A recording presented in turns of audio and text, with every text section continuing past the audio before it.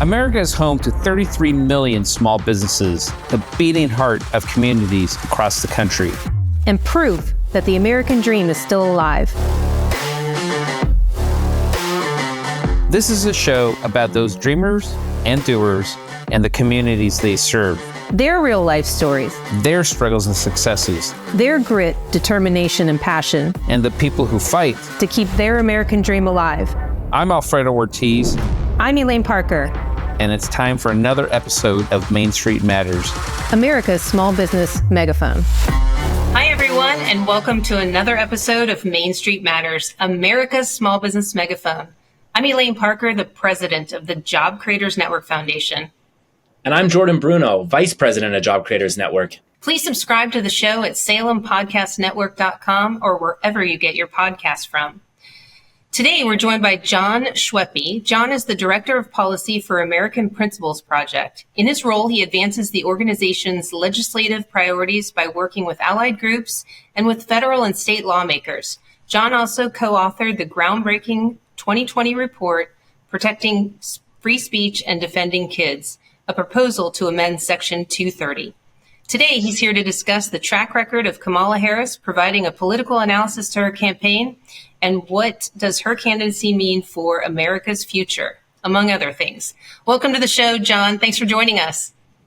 Hey, thanks so much for having me. Well, tell us a little bit about American Principles Project and what you all are focused on. Sure. So we were founded back in 2009 as kind of an answer to Barack Obama's radicalism. And we've kind of evolved over time. Back in 2016, we were involved in that North Carolina governor's race. You might remember HB2, the bathroom bill.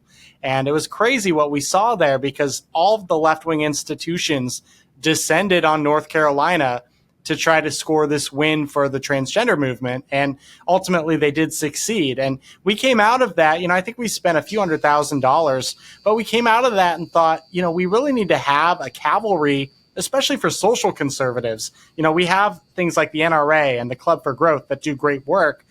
So why not have American Principles Project fill that need? And so since 2016, we've really been building up. And I know this cycle, we're going to have our largest campaign spend yet. I think we're spending about $18 million, which is going to be pretty exciting to help President Trump defeat Kamala Harris and the anti-family Democrats. Interesting. And what is some of your focus on the social media side of things? And the reason why I ask is because in 2020, between COVID and the election, there's been, a lot of conservatives feel like their voices weren't heard. They feel like big tech's against them and censors their voices. I mean, there's been litigation behind it. What are you all doing to keep big tech from kind of tilting the scales this election season? Yeah, well, big tech is definitely one of the big issues we've been tracking and focusing on and crafting legislation on because, we saw early on what kind of influence they can have even on our elections. And so I'll tell you, our super PAC was engaged in 2020. And that was back when women's sports was really starting to take center stage. And we famously ran an ad on women's sports, decrying the Democrats and saying Joe Biden wanted to allow men in women's sports. We got fact checked by PolitiFact. And Facebook ended up taking our ad down. They actually did that on 3 or 4 different ads of ours. And so it became apparent, that these monopolistic platforms really have the ability to swing an election. And, when we look at that election in retrospect, I know a lot of people like to talk about ballots, but it was 44,000 votes in 3 swing states. That was the difference between President Joe Biden and President Trump's second term. And, I look at it as big tech censorship kind of driving that. Hunter Biden's laptop, that story in the New York Post getting censored on both Facebook and Twitter, having all these super PACs like ours having our ads taken down. And then you're just talking about 44,000 votes, which is, like less than a football stadium of people. So big tech, we've seen, especially over the last few years, now with the advances in AI and all the effects that they're going to be able to have on our society. I mean, they're very powerful, probably to some degree. I mean, it's at least debatable, just as powerful as our government. And so I think it's really important that we, as conservatives, are willing to be skeptical of concentrated power of these big tech companies and do whatever we can to try to stop the censorship. Yeah, John, I mean, speaking for myself, it was a real politically cataclysmic event for me when for so many years people had said, oh, if you want a social media platform that doesn't censor, then just go build your own competitor. So, what did conservatives do? We all flocked to Parler. It was the number one app in the app download in the App Store. And then the tech industrial complex swooped in and banned it from the App Store, and you couldn't even get it anymore. So much for all those sayings of just go build your own competitor. So yeah, that's great to bring up. Well, thank you for coming on, and thank you for defending the family. My wife and I have a big family, so it's nice to have some support in Washington. It's really appreciated. That's the nice part. Now I'm going to ask you the tough question, which I'm sure you're getting all the time right now with what's going on in the news cycle. Vice President hopeful J.D. Vance came out and decried a lot of the problems we're having in Washington to what he said, crazy cat ladies, people who don't have families. Now, I think we can all agree that was inartfully phrased, but is there some substance behind that stylistic remark? Yeah, unfortunately for Senator Vance, anytime you make a comment, it's going to be taken out of context. People aren't going to be very charitable. And so you look at the context of all these comments he's made on this, he is always very careful to say, this is who I mean. I mean the childless by choice people. I mean the people who, say, I saw this on Twitter earlier, that kids give them the ick, right? I mean, this is who we're talking about. And he's talked about how these people are overrepresented in our elite institutions, which I think there's a lot of truth to that. And certainly, we've moved away in the last several decades from, a policies that support families, that encourage family formation, to one that supports, two people working and, people emphasizing their career or even emphasizing hobbies and things like that. So, I think what he's fundamentally getting at, this was before he was the vice presidential nominee, really before he was even in the Senate. He was an author and he was talking about all these societal problems on these podcasts and that sort of thing. So, we know J.D. Vance at American Principles Project. He's a great advocate for the family and somebody who really does think outside the box in terms of how to approach these issues and how to promote family formation and allow people who, might want to have more kids but are worried about, economic pain in the process.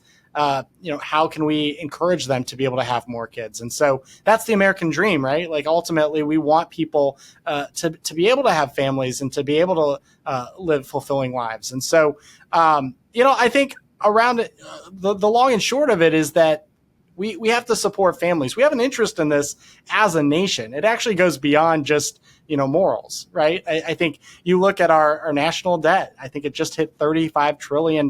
We have unfunded liabilities like Social Security and Medicare.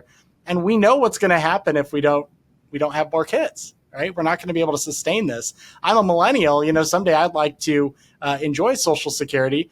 And that's something that certainly most millennials today kind of laugh about because we assume it's not going to happen for us because there's just no way we're going to be able to pay for it. So I think there's economic arguments for it. I think there's, kind of nationalist arguments for it that, we are the greatest country in the world. We want to pass on a stronger country to our kids than the ones we inherited.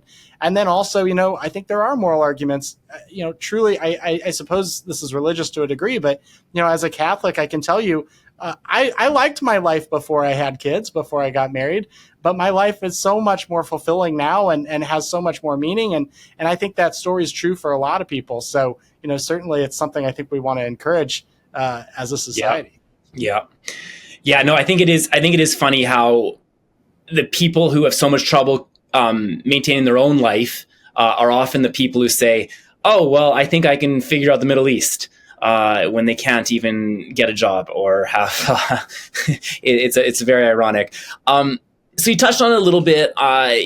Jordan Peterson, who I'm a big fan of, says you don't actually grow up until you have children.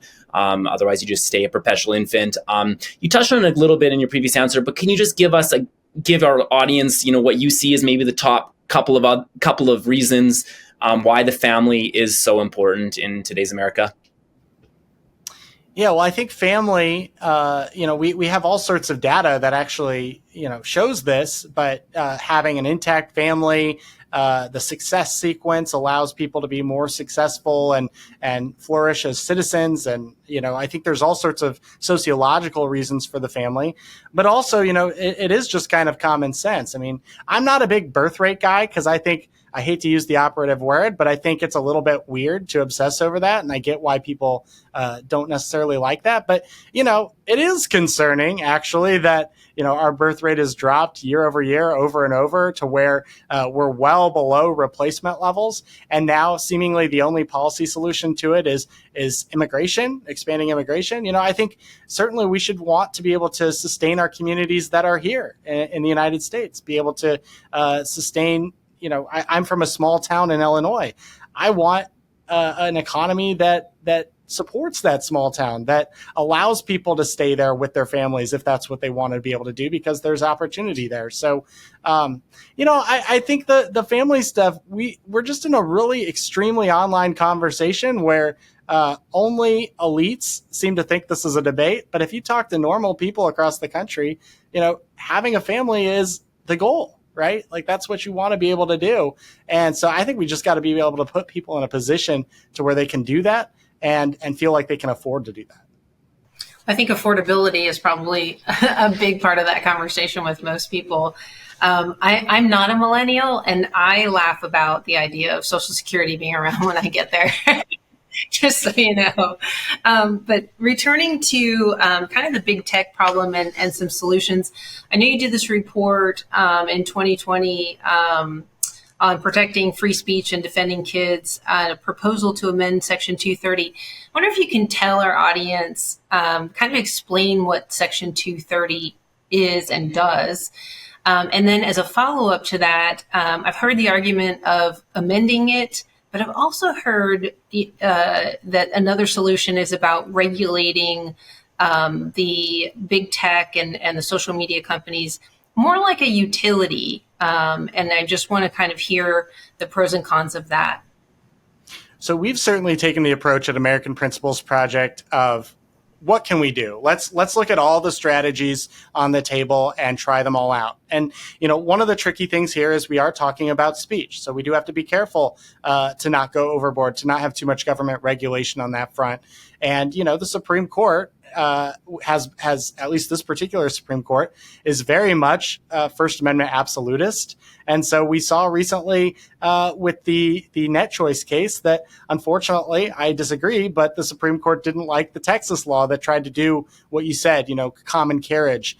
So we're going to have to continue to look at this stuff. I think Section 230, it's funny that we're almost coming back to that. Section 230 was kind of the first policy that conservatives started looking at on the big tech front, maybe back in 2018, 2019. And the reason for that is that this was a special immunity from civil liability that's granted to all interactive computer services, aka websites.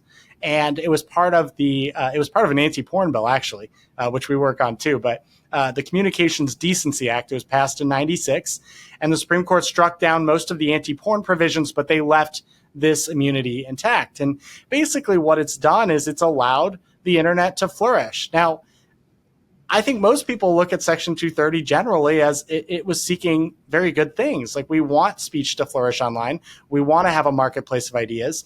Unfortunately, what we're seeing is that a lot of these tech platforms want to get into the editorializing game where they are, censoring posts and making it where only certain types of speech are allowed on their platform. And I think that's where, we have to look at Section 230. This is a special benefit we give to these companies in return for this wonderful discourse online. If they're not going to provide that for us, then maybe it doesn't make sense to give them this special immunity. And so I think a lot of the Section 230 reforms that we're looking at are trying to condition that immunity by basically saying, hey, if you're going to, we'll take the porn example because this is a pretty common version of Section 230 reform.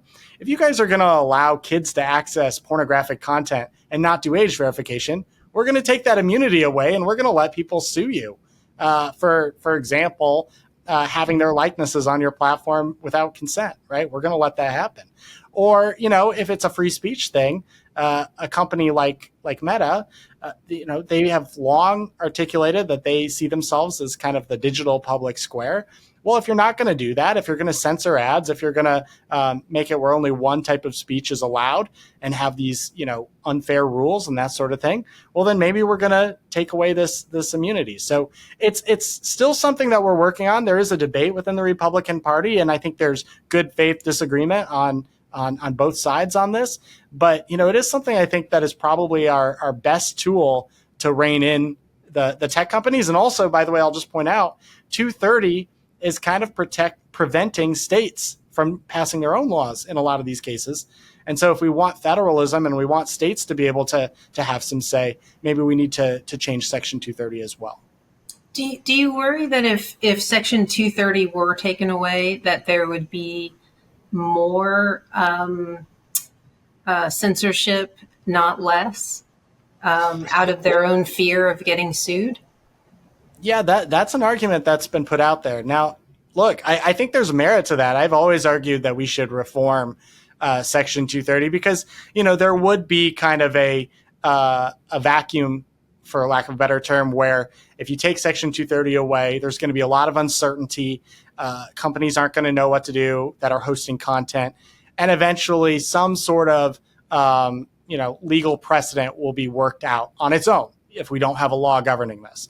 I don't think that's really what we want to do. I know there's been some talk about that, maybe as a way to have leverage over the tech companies to try to have them come to the table so where we can agree on a set of rules. But, I think ultimately the actual policy there wouldn't necessarily be the best approach. And so that's why, I think what we should do is really say, look, you guys seem to think you really need this immunity to function, right? To be able to be a social media site.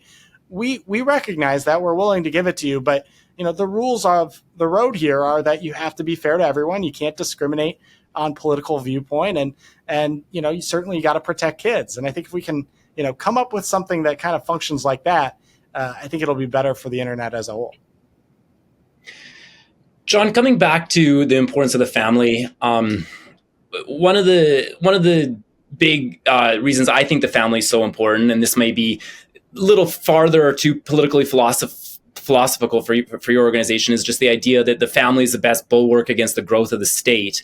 I guess the best example of that would be if you have a provider in the family, then there's less need for a huge welfare apparatus to provide for that family. Do you think it's a coincidence that as the American family is disintegrated, the government has grown so much in lockstep? Not at all. In fact, if you really want to be cynical, I'd say that a lot of these far left progressive forces are working against the family on purpose because it does aid the growth of government by necessity, right? I mean, if you have, we'll just take, for example, a single mother, a single parent household. So we'll say it's a single mother, and she's having to work 2 jobs to provide for her kids, which she's a hero, right? She's doing everything she can. But that still means there's a lot of circumstances where, let's say, the kids have to go to government-run daycare, or where the kids are on their own and maybe they're getting into trouble and all sorts of problems with that. And so, this is where government feels the obligation to come in and provide. And voters want to take care of people in that situation too. So if we want to avoid that, I think the best thing we can do is promote family formation, is to incentivize, intact families, keeping marriages together, and all the data bears that out. Right. So what would you say are the left's main attacks against the family? Well, I look at, there's this big debate over government subsidized childcare. And, it sounds like such a great idea because you're like, families are struggling, they don't have a choice. They are a 2-income household by necessity. And so let's have the government come in and provide this childcare. And the Biden administration has been big on this. I remember during the American Rescue Plan, I believe it was, Biden came out with this guidance where he wanted to do I think it was 9 figures, hundreds of millions of dollars towards this government subsidized daycare. But realistically, what is that? Well, number one, we understand how Marxists think. And so they want to separate you from your parents early on. They want to start to indoctrinate and to get you on the same page as the progressives. And so they want school to start early. They want it to start at 3 because they think that that's, the best way to get to your kids. But also, it's harmful in all sorts of ways. I mean, even if you look at it from a business perspective, there's lots of entrepreneurs out there who have started their own daycares and who are providing an awesome service instead of maybe to 25 or 30 kids at a time to 4 to 6 or 4 to 8. And, they're getting undercut by government subsidized daycare. So I think that's number one. I also think you got to look at the incentives of what we're doing with various credits or programs or whatever. The child tax credit as it is currently, I think is really well written because it basically incentivizes folks to have more kids, but it also incentivizes work and it keeps people, where it's not some sort of welfare program.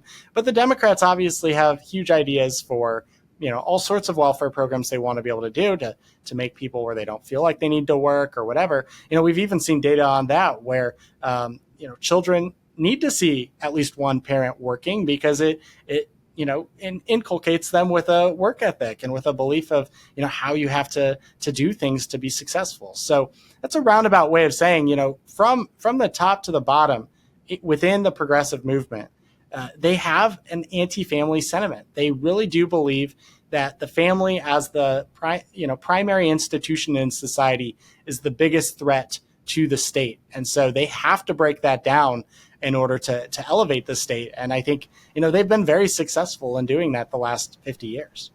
So moving back to election and Kamala Harris, it's been kind of a wild ride this month, the last 30 days. At the beginning of July, we had President Biden as the presumptive nominee of the election for president of the United States for November.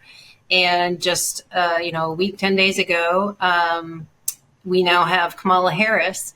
I think what the American people have seen of her for the last 4 years, I think we can all agree that they've not been impressed with her from her ability to speak, coherently and carry a message to her performance with the one job that people are aware she had was to, be the border czar, whatever you want to call it, get to the root cause, whatever you want to call it. She had the top job of the border, and she failed at that. So I think people kind of know and have her number there.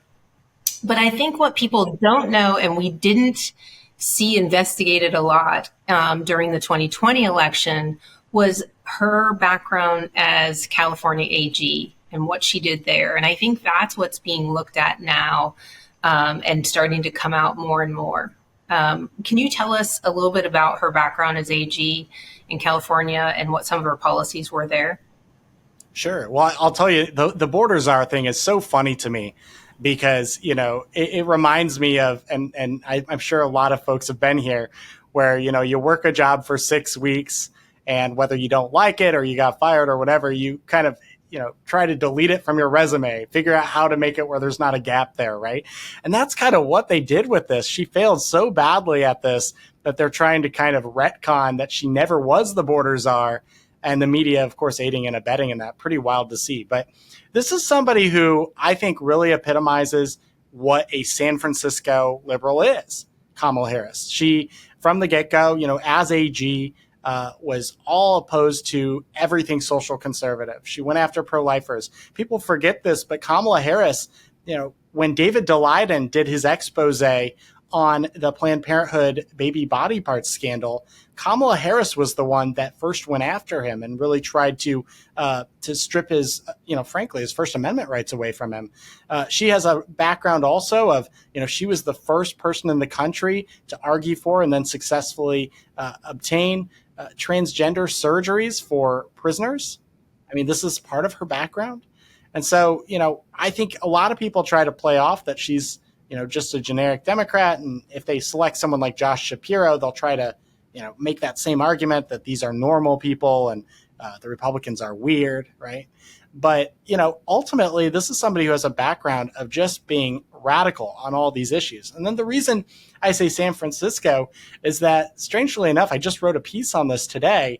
Kamala Harris has been, for lack of a better term, in bed with big tech for quite some time. I mean, they have pretty much bankrolled her career. And so, this is somebody who, if she is elected, she's not going to be, I mean, say what you want about Joe Biden. I mean, he did appoint Lena Khan, so you can't really say he's been super friendly to big tech. But Kamala Harris, that's a pretty big difference there. And it would be really interesting to see, how she would take her record of being very pro big tech, radical left on all these social issues, and then what that would look like as president. I don't think it would be good at all. I've read a little bit about her record with the African American community and her level of incarceration. I've heard there's been issues with evidence in some of her trials. I mean, are you familiar with any of that you could allude to some of her record there? Yeah, from what I've been able to read, it seems like she has a pretty shoddy record as Attorney General that did kind of shoddy work. And so it was very important for her to move ahead. The goal was always to become, either governor of the state or United States senator. And so she saw AG as a stepping stone. And, unfortunately, and I know there's a lot of debate within conservatism over how tough we should be on like drug crimes and things like that. But this is somebody who I don't really think had much of an ideological stake in it, but certainly wanted to get ahead and thought that being tough on marijuana users in California was the way to do so. And so she has a very aggressive record there. But she also just has a record of, misapplying justice, right? And going after some people, but leaving others alone. And so that worries me. I think this is somebody as president. I don't think this is someone who really believes in the rule of law as something that you apply equally to everyone. I think it's somebody who would go after, continue Biden's legacy of going after his political opponents. And I think she'd actually do it on, an even grander scale. And so we recognize, she's getting a bump right now because I think she's novel. And I think a lot of people are relieved that Joe Biden, I mean, can you imagine 4 more years of Joe Biden? That would have been pretty insane. But, once people see her record and see how extreme she's been, don't forget also, I'm saying that she was tough on crime, maybe a little bit, but then you look at 2020, she was also calling to bail people out in Minnesota, the BLM stuff. So again, totally haphazard record, somebody who will do whatever it takes to get ahead, and someone who will go after her political opponents. And I think that's dangerous. Yeah. And remember what she did against Kavanaugh as well. Just totally led the railroad of him when there's no evidence in that railroad. John, my last question. The latest data I see shows young Americans would like their ideal family size is 2.6 kids. You'd know the number better than me, but I think what they're actually having is maybe around 1.6 kids. What specific policies, economic or social, can we enact that would help close that gap and help Americans have the family sizes that they want to have? Well, whoever can solve that question, or find the answer to that question, really does deserve like a Nobel Peace Prize. I mean, really, it would be incredible because this is actually a phenomenon that's taking place across the Western world right now. And, I don't think it's purely economic. I've certainly argued, I think American Compass had a survey out that showed that you mentioned, people have the family size they aspire to tends to be larger than the one they actually end up having. And, a lot of times Americans will blame economics for that. And so I think certainly we should be, I would support expanding the child tax credit, for example, a Republican policy that I think really does support families. But, I think we have to look at a lot of the stuff is cultural too.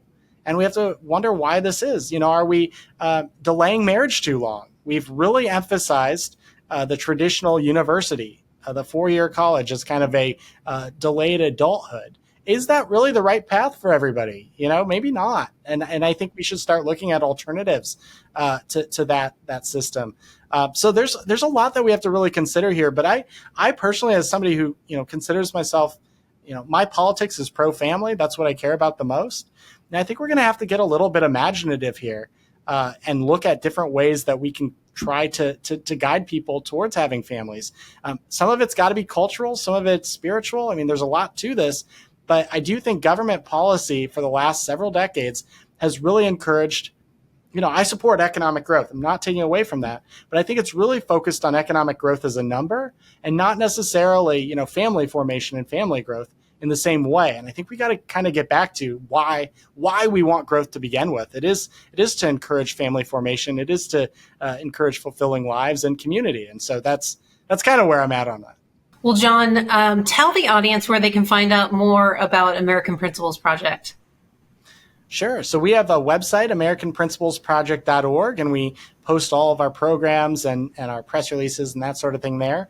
We're also pretty active on social media. So we are on Twitter at AP Project, and Instagram, I believe it's APP_1776, a pretty good year. And then I'm also on Twitter. I really don't use the other ones. I think I'm becoming old. An elder millennial, as they say. But I am on Twitter, and I'm at John Schweppe.